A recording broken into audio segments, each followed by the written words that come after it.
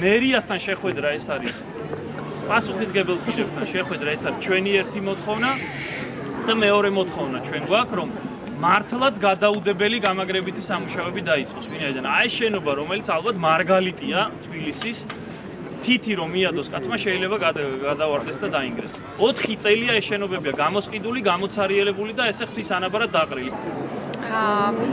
გუდიაშვილის მოედანთან შექმნილი მდგომარეობა იწვევს სერიოზულ შეშფოთებას, იმიტომ რომ ძალიან გავს იმ მდგომარეობას, რაც თქვათ პურის მოედანთან განვითარდა წლების განმავლობაში დაზიანებული სახლების გარშემო იყო მოთხოვნები რომ გაკეთებულიყო, იყო შეპირებები რომ ეს გადარჩებოდა და რესტავრირებული იქნებოდა და სინამდვილეში მოხდა ის რაც მოხდა დაინგრა და განადგურდა ერთ-ერთი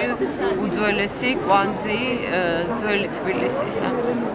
ამის გამო ვფიქრობთ რომ სიტუაცია სერიოზულია, გვინდა კაფიოდ ვიცოდეთ რომ ამ მოედანს შეეხება მხოლოდ რესტავრაცია,